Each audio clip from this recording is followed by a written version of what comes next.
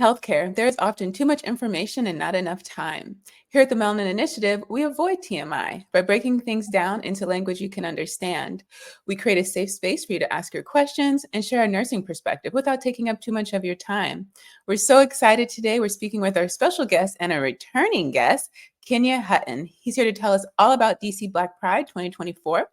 If you haven't already, go back and watch his episode last year where he really delved deep into the history of Black Pride, and it's really worth watching. We'll put the link to that in the description box. Today, we're going to go over the agenda for this year's events, what you can expect as an attendee, the latest trends in health, anything that he wants to bring awareness to, and ways that you can offer support. If you're new here, welcome to the Melanin Initiative. I'm Dr. Kimberly Madison, a doctorally-prepared nurse practitioner and one of your co-hosts here, along with Alicia and Geraldine, who send their love in their absence. We are a health literacy podcast offering our nursing perspective. When we say health literacy, we're talking about your ability to obtain information, to understand that information, and to use it to manage your health and advocate for others. By watching on YouTube or listening on any of your favorite podcast apps, we hope you'll feel empowered to ask questions, educated on how you can manage your health, and confident to navigate the healthcare system. If you haven't already, please subscribe so you can be notified when we release a new episode. Thumbs up the video and leave a comment or two. It really helps the show, give support to the show, but it lets YouTube know that people just like you, when they search these topics, it'll know that this is content that they're looking for, as well as when you leave comments on the app. As a reminder, this show is for educational purposes only. The opinions expressed here are our opinions alone. They are not a representation of any of our affiliations. If you're experiencing a medical emergency, you should seek medical attention and medical guidance from your healthcare provider. If you're having a physical emergency, you can call 911. And if you or anyone you know might be having a mental health emergency, you can call 988. Kenya, welcome back to the Melanin Initiative. It's so good to see you. It's good to see you as well. Great to be back. Yeah, we're so happy. Look, everyone, he's glowing, right? He just got married. Congratulations to him. Thank you. Thank you. Thank you. And so much has changed in the last year. So if you could give us a rundown of who you are, what you do, and what the next steps are, because my friends, he's got a promotion also. So let's get into it. Yes, put me on the spot. Okay, yeah. So since last year, I have gotten married to my partner of 8.5 years. That was, an amazing time with all the family. And then shortly after that, maybe actually about a month after that, where I served as the deputy director of the Center for Black Equity. The board unanimously voted me to be the new incoming president CEO of the Center for Black Equity, officially effective August 1st, as we go through the transition from my my current boss, Earl Folks, as he prepares for retirement. I'll be taking over full time for the entire human rights organization, which is fun. I don't know if fun is the right word, right? But I'm excited. It is going to be fun. It is going to be fun. I like to have fun. That's just some of the main things that's happened. Marriage and promotion, and it's a lot. Fun times. New levels. New levels, yes. So if you could just give us a brief little kind of background of the Center of Health Equity. Yeah, sure. The Center for Black Equity back in 1999 by Earl Folks as a way to bring together all the Black Prides from around the world to be able to share resources and network and provide peer support. So, the Black Prides, especially during the 90s, were able to survive. It's really started, it was a break off from DC Black Pride, which started back in 1991 here in DC, and it spawned the Center for Black Equity, which has now, fostered over 48 Black Prides domestically. We have like about 5 or 6 internationally. So the organization has grown. That's like the core of what we do, is taking Black Prides from a concept, an idea, to a space of thriving. Right? Especially, thinking about politically what's going on right now, creating and enhancing and securing these spaces are ever more so important. So that's some of the work that we do, as well as we are, we're advocates and activists, but we're definitely are advocating for equity for Black and brown queer folk globally, really taking a focus to things that's happening here in the United States as well as what's happening overseas. We know, things that's going on in certain parts of Africa right now, like Uganda, Nigeria, are some of the most extreme anti-LGBTQ laws being passed, where you can be arrested off of suspicion for being gay. All right. So we're actively in communication, advocating, and helping folks honestly sometimes get out and get asylum in these spaces. So battling those battles overseas as well as the battles here, right? I just did an interview yesterday where we talked about the FBI announcement that came out on the 10th. Talking about they are seeing heightened threats from international terrorist threat attacks to prides that came out. So that's a big conversation. I mean, that happens fairly often. However, this year is probably the first year I've seen the actual comments of physical threats to pride on our social media. I actually saw, usually it's like some, really pathetic hate and like comments and memes and stuff people are throwing. But this year I actually saw someone say, we need to take up arms. We need to do this. We need to do that. So, that's like this kind of the space where we are advocating and fighting to create space for equity and outside of just health, right? Social, financial, and just, the ability to just celebrate yourselves without someone, telling you, what to do and how to show up. Sorry, I took the wrong answer. No, that was good. It brought up a lot of other questions about the work you all are doing. How do people get so you said you help domestically with pride events. So do people like reach out to you and say, hey, we want to start something here in our little town? Yep, that's literally what it does. I get emails, people hit me on Facebook. I was at a grand opening of an event yesterday, and someone literally on the steps says, hey, Kenya, we want to start a Black Pride in the 757. And we talked about it. I gave some ideas and I said, all right, here's what you need to do to get started. Because I try never to miss an opportunity to help someone. Right. And one thing I know from, direct services, when someone is reaching out to help, in that moment, you need to provide the resources that they need, right? So it took that moment on the steps in front of the building to give them some advice, give them some direction, and tell them email me so we can get them started. Just shoot me an email and we'll put you through the process and get you, not only get you started, but make you become a member of the Center for Black Equity. Because within our membership, we have specific resources for Black Prides that we've gotten through fundraising, grant writing, donations that we always transfer back out, mini grants, leadership summits, leadership institutes, and the list goes on and on to really help, like I said, get these Black Prides to a space of thriving versus just surviving, which a lot of them are. And so by Black Pride, it's not just like the what do you call them? The event that takes place in June, but like a whole organization. Yes.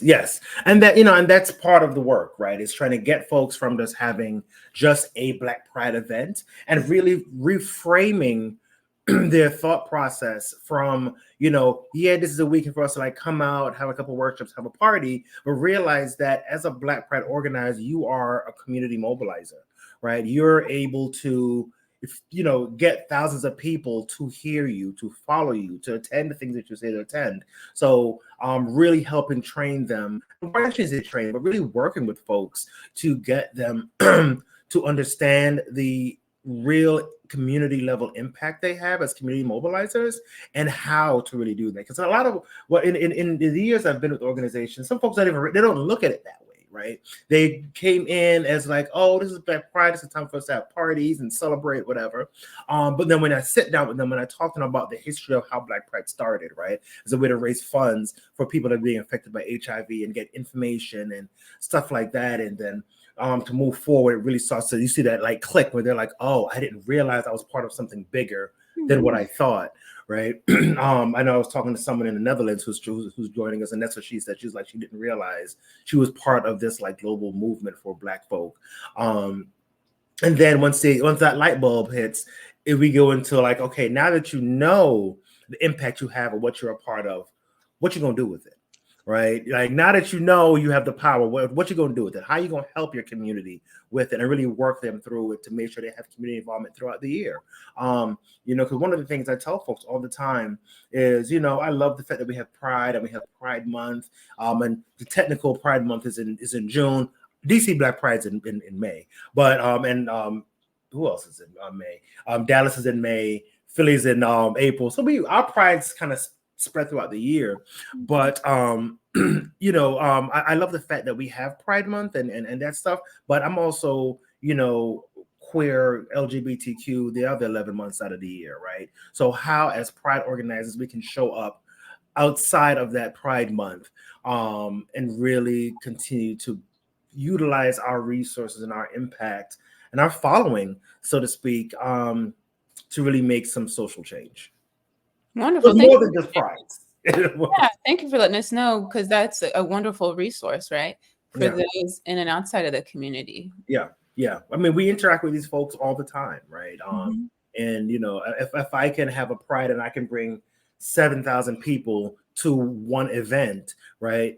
What if I wanted to do like a voters drive? I can engage 7,000 people with a voter drive because I know I can pull that, right? Or if I want to do like a healthcare training, I can pull. So we really need to start reframing the thought process from just a party or a celebration to like, what can we do throughout the year and make sure we engage in our community, year long. Because I deal with these issues outside of June. It ain't just June when I get, LGBTQ hate, and, especially being Black and gay, I'm at an intersection where I get the anti-Black and I get the anti-gay, right? This happens all year long, not just in June. So we really are working to make sure that our folks are uplifting and creating space to make change throughout the year. Yeah, so important. So when is DC Black Pride this year? DC Black Pride is Memorial Weekend. So it's starting officially. Well, we say next. I'm used to saying weekend, but it's gotten way larger than just a weekend. Now, funny enough, and even the mayor's proclamation came out, I think last week, announcing it as DC Black Pride Week now. She's just saying, listen, I'm tired of messing with y'all. I'm tired of messing with you, Kenya. You keep on adding an extra day. We're just gonna call it a whole week, right? So we have stuff starting all the way from May 23rd, May 23rd, all the way through May 27th. So just almost a little shy of a full week of events. Here in DC. And where? So we take over, like I tell people, we take over the district. So we're all over, but the core of it, the hub, or the heart of DC Black Pride will be at the Westin Hotel, the newly renovated Westin Hotel at 999 9th Street, Northwest. That is the host hotel, and that is where all of the workshops are going to be happening, as well as some of the other events that we have planned, which are all free of charge. One of the things we firmly believe in is, we don't ever want finances to be a barrier to your participating and being part of this movement. So we make all of our events, any event that we host is going to be free, whether it's a party, whether it's a poetry slam, whether it's a workshop, this healthcare services, all free of charge. I gotta see if I can make my way over there. I'm looking at the calendar. Yeah, I love that. And so what's on the agenda? Sure. So let me pull it up. It's a lot this year. The folks someone tell me, it's like, Kenny, you keep on finding the little free time we have and pack something with it. Because I'm like, I think we want to make sure that we have enough things going on. So kicking off DC Black Pride this year is the revival of the DC Black Pride Pageant. It's been about 20 years since we've had the DC Black Pride Pageant. So we're bringing that back again. And then we followed immediately after that is the Unity Ball that DC Black Pride hosts every year. We bring together some of the major houses in the DC metro area and have a free ball. So it's following immediately after the pageant. And then we're switching over to Friday, where we have, with the DC Black Pride help desk is opening. We have the Rainbow Row, which is all the vendors that are going to be an organizations that come to DC Black Pride to support. That will be available. And we have, I want to say, about 60 vendors this year lined up ready to come and participate in DC Black Pride 2024. And then, of course, we have the DC Black Pride opening reception, which is, again, free of charge. We have, you get 2 free drink tickets, free food, free entertainment. All we ask you to do is just register. And you can register on our website, dcblackpride.org. And this year, what we're having, we always try to bring a community aspect. So it's hosted by comedian Anthony Oakes, and we have performances by Keith Angelo, Ben Garcon, Black Assets, Marcin Smiles, Sherry Amore, and Paris Sachet, and we will have a guest appearance by the iconic Billy Porter will be in the building. And then right after Billy's performance, we're going to have legendary DJ Cedric play everyone off into the evening for some fun. And then after that, and then of course we have our nighttime parties going on. Then on Saturday we have a slew of workshops that start at 11 a.m. Some of them are called Control the Message, Control the World. What is your message to the world? We have self-care and compassion, sex expectations, navigating sexual and romantic compatibilities.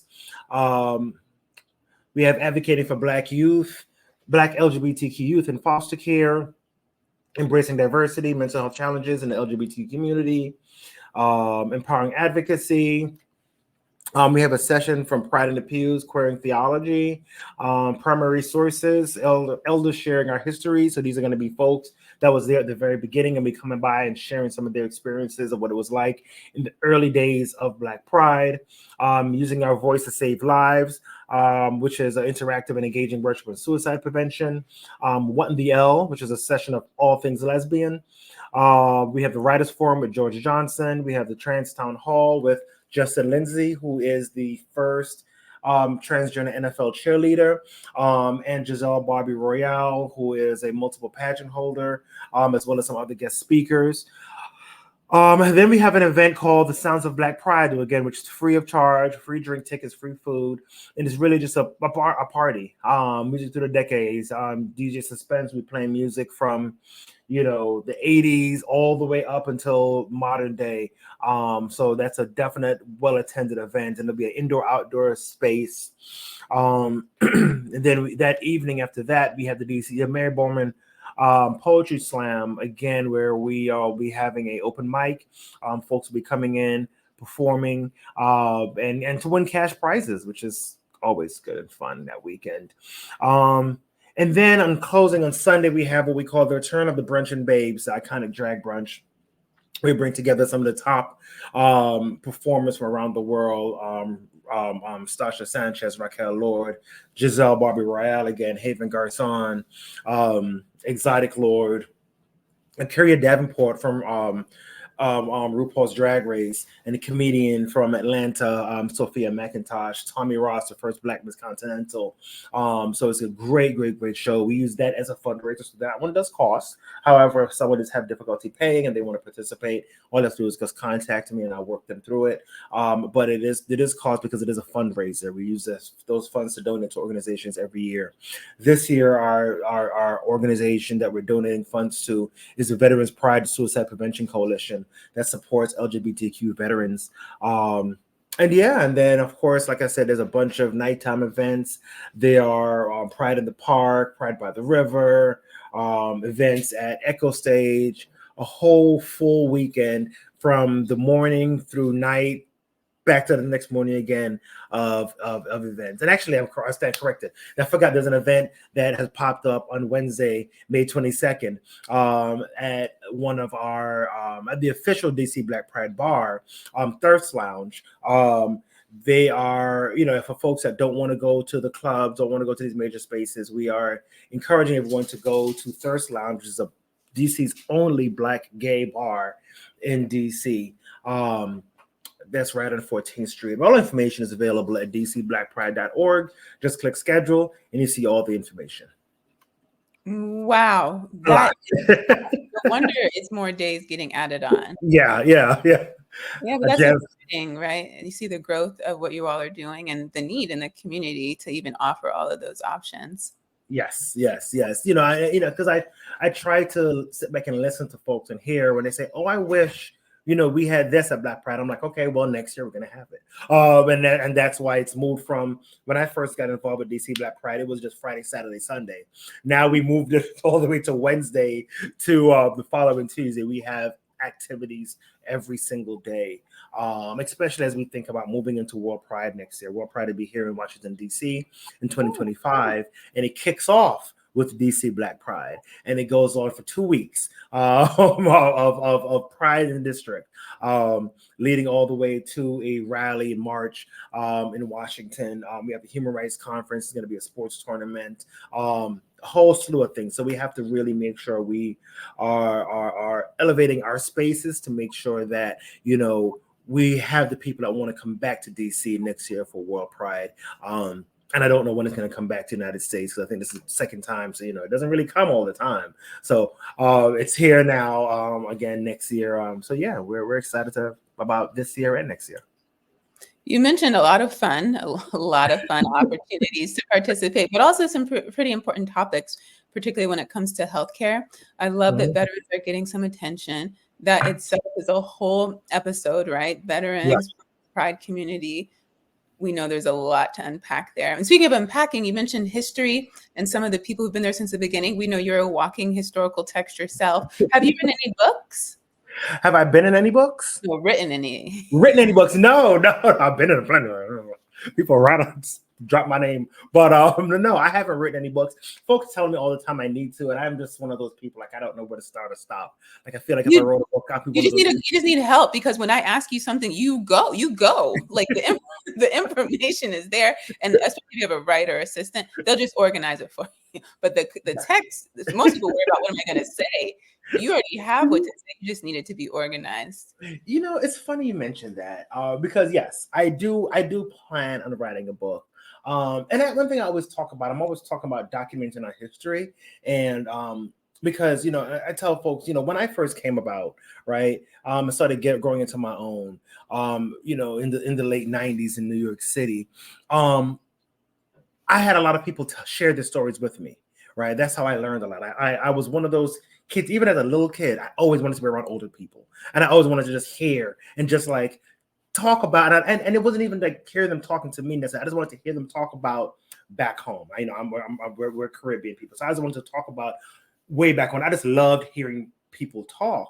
And then as I got older, of course, these people passed on. And now I'm like, had I known then, I would have been documenting these things, because now their stories only live within me. And I want to make sure that I put it down on paper so that if, God forbid, something happens to me tomorrow, these stories that I'm holding aren't lost. And I think that's important. So I take your word of encouragement. And I'll try to get something on paper.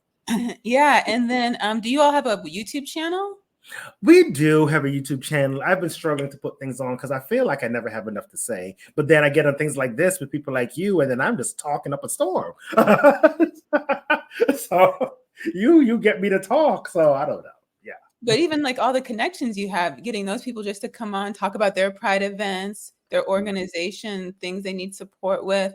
It can be like a running few themes that people just continue to talk about, especially the history.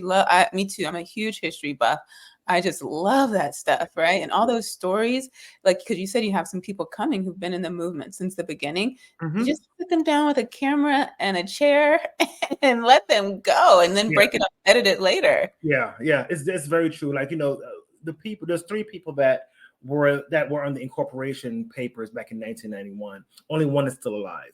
All right. We have other people, like the original MCs, and other people are around, but like, we only have one of the incorporators still around, and he still comes to DC Black Pride every year.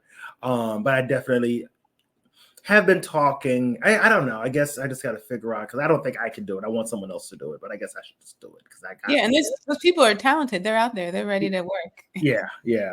Definitely take that into you. One thing I forgot to mention that we're bringing back again this year is our Health and Wellness Pavilion. It went over so well last year that we're bringing it back again this year. Where we understand that healthcare access is still a thing in 2024, healthcare access is still a thing, especially for folks in the South, and some rural parts of the country. So what we have developed, we did it last year, we brought it again this year, was the DC Black Pride Health and Wellness Pavilion, where you can come and get everything from your vaccines, Doxy-pep, prep, your blood pressure, glucose, whatever you need, and not just the medical stuff, but also some wellness stuff, right? So we have 2 rooms sectioned off by one of our partners that she'll give like massages, skincare, facials, foot washes, so things. So not only can you get your medical stuff taken care of, but also your wellness stuff addressed as well. I mean, that's been great. We're bringing it back again this year. And one of the things that we have done, well, that was successful last year, we're doing again this year, is we create raffles, right? We incentivize folks to go. These things are free of charge. You come, you can participate, and just by taking care of your health, you get entered into a raffle. This year is 2 concert tickets that we're raffling. Last year was Beyonce. We don't need to do Beyonce. That was it. All right. But this year is going to be, you can either win two tickets to see Megan Thee Stallion at Broccoli Fest or Missy Elliott tour. That's both going to be in DC. Just from going and getting a checkup, getting your blood pressure checked, you get into this raffle. Can anybody come get this blood pressure check? Yeah. Anybody. And it's open to anybody. Like, you come in and get your blood pressure checked, you get into this raffle. Really easy. You don't have to fill out no forms. Once you do that, you get a QR code, you scan it, and then you get into the raffle. And we announce a winner on Sunday. We're also giving out party passes. We're giving out, bottles of wine, sangria. I think I got tickets to, there's a show at the Kennedy Center. I got tickets to Cirque du Soleil. I got signed. I'm going to be raffling off 2 signed books by George Johnson. He's signing 2 books, and we're going to be raffling those off. A lot of things, we want people to be able to come and, not only take part of the health, but take part of some of the workshops and stuff. So if you go to the workshop, you get into the raffle. You go to the Health and Wellness Pavilion, you get into another raffle. You come to the open reception, you get into another raffle.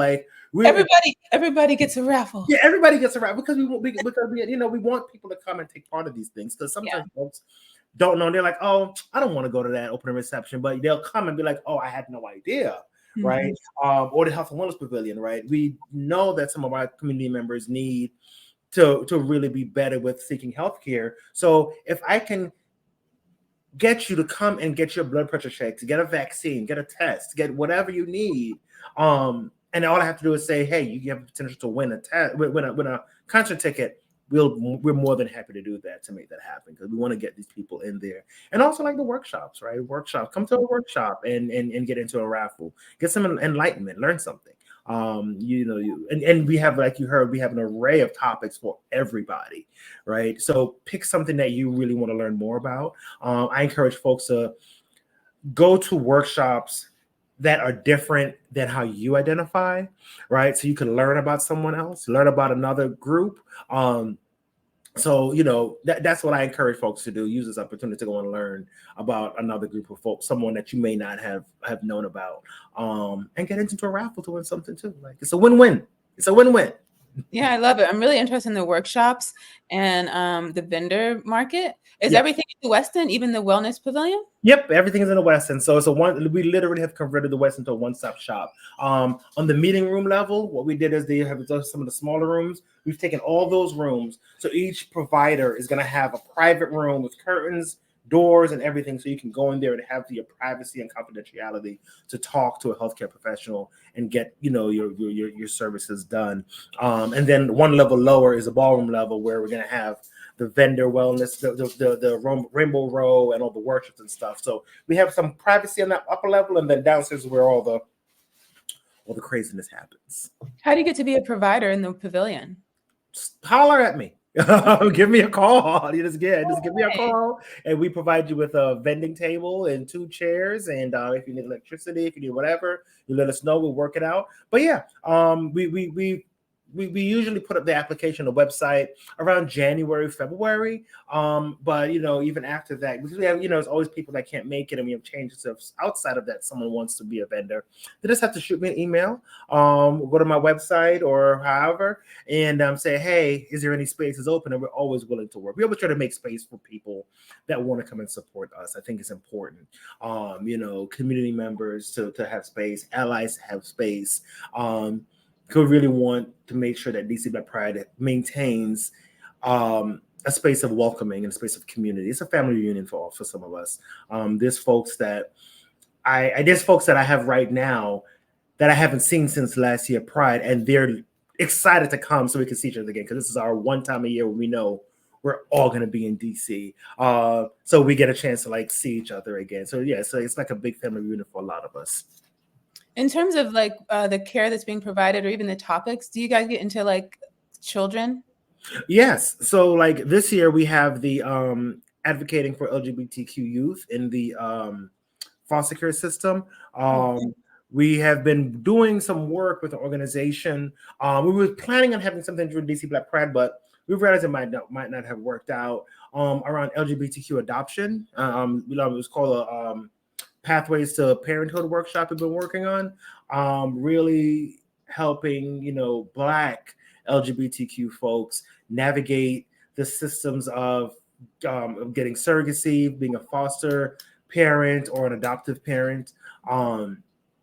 And so we've been working on some of those things as well. But yeah, we're definitely talking about creating space for youth to be able to come and get information, as well as how to advocate and support youth as well.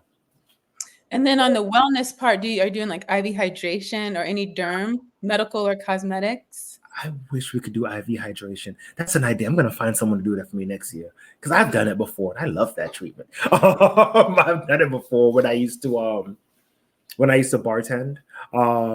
Because there was a time I used to be like, there was a time when I said, you know what? I'm tired of working around people. I'm tired of people. I need to go do something else. And then I became a bartender, and I was just like, I talk to more people now than I ever did before. So I did that for about 3 years. So I used to definitely go and get IV hydration therapy done, because that work depleted me more than anything else. So that's a great idea. Thank you for that. I'm gonna add that to our runnings for next year. But the cosmetic stuff, we have an organization that is ran by a Black lesbian Washingtonian, where she does skincare. She does all the skincare. She's the one that's also doing like the massages and the facials and stuff like that. Nothing intensive because we're in a hotel, but she can do some basic stuff and give people tricks and lessons on how to like take care of their skin and glow for the weekend. Nice. I'll have to make sure I meet them. Yeah. Come on. Yeah. Is there anything else you want to share with the audience or how we can support? Yeah, we'd love for everyone to come by. Like I said, everything is free and everything is available at dcblackpride.org. As we were talking, I think before that we even started rolling about the rise in anti-LGBTQ, anti-hate and threats that we're seeing, and what I feel is the best ways to take up space, right? Because if we don't come out and stand arm in arm with our allies and say, this is not going to stand, they're going to win, right? And then democracy is going to go away, and then we're going to backtrack back into the 60s and 70s, and we don't want to do that. So I encourage everyone to just come and visit, donate if you can. If you can't donate, come and volunteer. We're always looking for volunteers. If you have a resource that you'd love to share within the Black LGBT community, let me know. I can work with you to make sure that it is shared within the community, not just at Black Pride, but throughout the year. And this goes outside of just DC, right? If any listeners we have membership in Little Rock, Arkansas. We got people all over, right? Let me know if you have a service that you would like to provide in another state that you think would be beneficial for our community. Let me know, and I'll make sure I can connect you to the right people. Ooh, I love that. I'll be reaching out for that myself. Well, Kenya, it is always a delight. I'm so happy to see how happy you're doing, how well you're doing in your personal life. Love you're still doing this work, how passionate you are, and that you shared so much information with us. I'm really going to try to make it, see if the girls can come too. And just thank you so much for your whole team on putting together an event that is packed with information, right? Not only the historical context, the fun, of course, but also that you're addressing these areas that need attention, like you said, all year long. And I think sometimes that gets forgotten if you're not in the community, that this isn't just like a weekend of dressing up and having fun and, hanging out in the streets. Like there's actually real work that needs to be done. And as you mentioned, some of the people that you work with, even they didn't realize that they're part of something bigger. Yeah. And you brought up so many key vulnerable populations that we don't always think of, even within this community that's already vulnerable, right? Yeah. The youth, veterans, suicide, really, really important things that really need to be addressed and brought to light. And so we're so glad to see that there's a space for that and that you're so willing to help people. Like, you're making this available for free of charge. Anyone can contact you by email to start an organization. You offer support, tons of resources. This is really bigger than just what we think of Pride in the general community. Yes, absolutely. Like I said, it's bigger than us. It's bigger than what we think. So yeah. Yeah, well, thank you. It's always a joy. We're going to have to give you a standing invitation each year to come back. And really, I was actually really happy to hear about the World event next year. That's pretty big. Yeah. We're expecting millions of people coming into the district. Yeah. Yeah. Is there anything, where can we learn more about that? WorldPrideDC.com or .org. I'm not sure which one it is. That is up there. I mean, they don't really have much up there right now besides just like dates. But information will be available on the DC Black Pride website, as well as far as what we're doing and our involvement in it. And we'll definitely put a link to World Pride. So visit DC Black Pride is your first stop, because it starts with us. And then it'll go on, move forward. I think, as I'm saying that, I think it's also like it's I don't know the word I want to use. It's significant that it's starting with Black Pride, because the Pride movement was started by communities of color, by trans women, right? Started the Pride movement that has become this global phenomenon. So it's only right that World Pride starts with Black Pride. Like, it's only right. Next year, you'll be talking to us about that, as well as your book. And so we look forward to that. Yes. Yeah, and I look forward to meeting you too. I'm really going to do my best to come out. Okay, let me know. Just contact me. Let me know. I got you. I'll take care of it. Make sure you come and have a great time. Well, thank you. And thank you, everyone. Remember, you can email us your questions or show ideas to tmi.melanin@gmail.com. If you haven't already, please subscribe to our YouTube channel and follow us on every social media platform. Say hello in the comments when you get there. Please share the show with your friends, rate the Apple and Spotify podcast, and leave a comment. It really helps get more support out there, and it makes sure that we rank higher in the search when people are looking for the same or similar topics. You can find everything, all the links that we mentioned today, how to connect with Kenya, in the description box. So now we're in season 3. We've been out here for 1 year, and we're changing things up a little bit. So now our this show, I'm actually going to try to get it out today. So this will come out today, since, the event is literally hours away. But for the most part, we've decided that we're going to be releasing new shows weekly on Sundays at noon Eastern, both on YouTube and on the podcast. Follow, like, share the content with your friends. Thank you, Kenya, and thank you, everyone, for watching. And we'll see you next time.